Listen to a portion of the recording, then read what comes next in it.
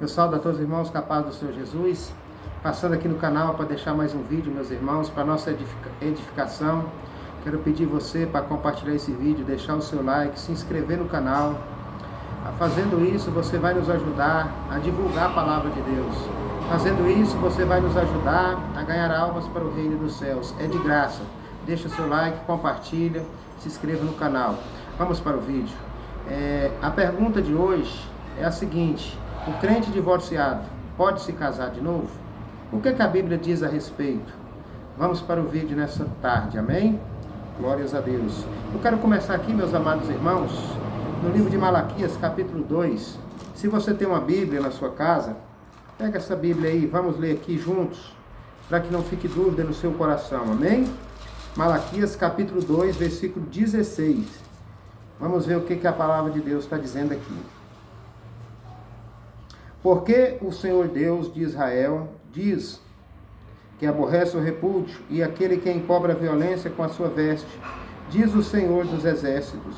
Portanto, guardai-vos em vosso espírito e não sejais desleais. Nós vimos através desse versículo, meus amados irmãos, que desde o princípio Deus não se agrada da separação, Deus não se agrada do divórcio. Nós vimos aqui desde o início, tem algumas traduções que vai estar escrito que Deus odeia o repúdio, Deus odeia o divórcio. Então nós já vimos que desde o Antigo Testamento, Deus já não se agradava da separação. Amém? Mas vamos para o Novo Testamento, livro de Marcos, capítulo 10, e no versículo de número 11 e 12. Olha o que disse o Senhor Jesus a respeito. E ele lhe disse: qualquer que deixar a sua mulher e casar com outra, adultera contra ela. E se a mulher deixar o seu marido e casar com outro, adultera. Palavra do Senhor Jesus. Todo aquele que casa e depois separa e casa com outra, está cometendo adultério. Foi o Senhor Jesus que disse essa palavra. Vamos aqui ainda para Lucas 16, 18, que também tem uma palavra de Jesus para a nossa vida aqui. Glórias a Deus. Lucas, capítulo 16, e o versículo de número 18. Qualquer que deixa sua mulher e casa com outra, adultera, e aquele que casa com a repudiada pelo marido, adultera também. Então essa palavra não deixa dúvida, né, meus irmãos? Se uma pessoa se separar e casar com outra, ela vai estar em adultério. Foi o Senhor Jesus que disse. Tem ainda o conselho do apóstolo Paulo. Vamos ver o que diz o apóstolo Paulo a respeito? Esse do apóstolo Paulo é ainda mais completo. Glórias a Deus, aleluia. 1 Coríntios, capítulo 7, versículo 10 e 11. Vamos estar lendo aqui essa palavra também. 1 Coríntios, capítulo 7, versículo 10 e 11. Vamos estar lendo aqui para a nossa meditação. Glórias a Deus, aleluia. Olha o que o apóstolo Paulo escreveu. Todavia aos casados mando, não eu, mas o Senhor, que a mulher, se não a parte do marido. Se porém se apartar, que fique sem casar, ou que se reconcilie com o marido, e que o marido não deixe a mulher. Nós vimos aqui, meus irmãos, para nosso início de meditação, nesse versículo 10, o apóstolo Paulo deixa claro que o conselho não é dele, o conselho é do Senhor. O mandamento é de Deus, o mandamento é do Senhor Jesus.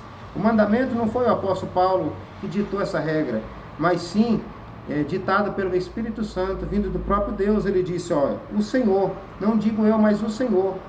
E no versículo 11, olha o que ele está dizendo, ó, se porém se apartar, que fique sem casar. Ou seja, se alguém se separar, não pode casar de novo. Ou que se reconcilie com o marido, e que o marido não deixe a sua esposa. Então, se alguém se separar, a possibilidade que ele tem é reconciliar com a sua esposa ou com o seu marido, ou então ficar sem casar. Amém? Glórias a Deus. Não deixa dúvida também essa palavra. Mas tem um versículo, meus irmãos, que é muito usado pelas pessoas para justificar o segundo casamento. Mas só que ele também não justifica, porque a palavra de Deus não tem contradição. A palavra de Deus é um versículo completando o outro. E o versículo que causa alguma certa interpretação diferente, ele está aqui em Mateus 19 e no versículo 9. Glórias a Deus. Esse mesmo versículo, você vai encontrar ele em Mateus 5 versículo 31 e 32, vai falar praticamente a mesma coisa. Vamos aqui para Mateus 19, 9. Eu vos digo, porém, que qualquer que repudiar sua mulher, não sendo por causa de prostituição, e casar com outra, comete adultério. E o que casar com a repudiada também comete adultério. Vejamos, meus irmãos, que esse versículo aqui tem algo aqui como se fosse uma condicional, como se fosse uma exceção. E qual que é esse algo? Essa parte aqui, ó, não sendo por causa de prostituição. Isso aqui alguns entendem que se a esposa trair o marido, se o marido trair a esposa, isso vai dar vazão, vai dar legalidade para essa pessoa casar de novo. Só que eu vou estar explicando aqui, que os irmãos vão entender o porquê que não dá. Aqui, o Mateus, ele usou a palavra prostituição. O escritor da Bíblia usou a palavra prostituição e não a palavra adultério. Se ele tivesse escrevido, ó, não sendo por causa de adultério, aí sim, seria nessa condição. Se o marido trair a esposa, daria direito a ela se casar de novo. Mas ele usou a palavra prostituição. Ele não usou, não foi a palavra adultério. Então, essa parte também já está cancelada. De dizer que se alguém for traído, se alguém se acontecer algo, um adultério, que dá direito da pessoa casar de novo. Não, não dá. Ele usou a palavra prostituição. E o que é prostituição? Prostituição, eu vou explicar para os irmãos aqui como que era nos tempos de Israel, naquele tempo de Jesus. As moças casavam virgens. Se porventura, no dia do casamento, na noite de núpcia, o marido descobrisse ali que ela não fosse mais virgem, então isso daria direito de repudiar a mulher. E também daria direito dele se casar de novo, mas somente na noite de núpcias, somente na noite ali da lua de mel, e não depois que a pessoa é casada muitos anos, que já tem muitos anos de convivência. Aí não tem como a pessoa se separar mais. Aí já não entra nessa palavra de prostituição, porque a prostituição era o quê? Era a moça que se prostituía antes do casamento.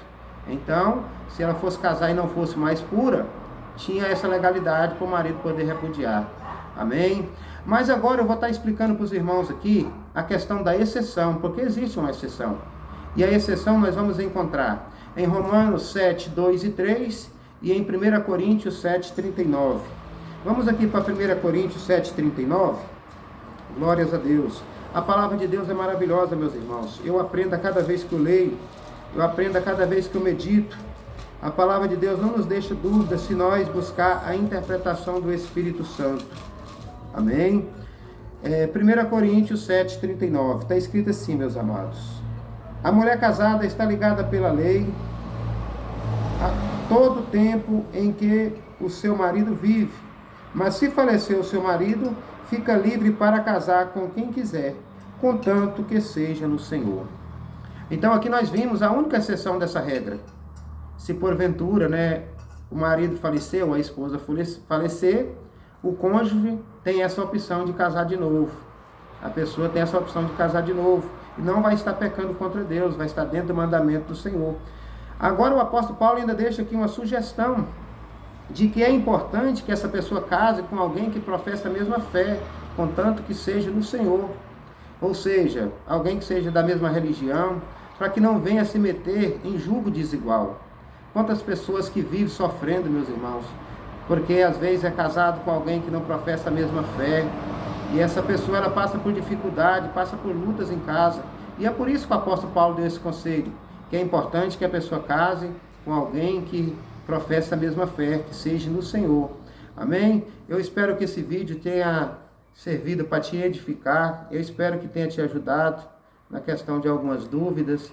Deixe seu comentário, compartilhe. E aí nós vamos até o próximo vídeo. Estaremos aqui de novo em nome do Senhor Jesus.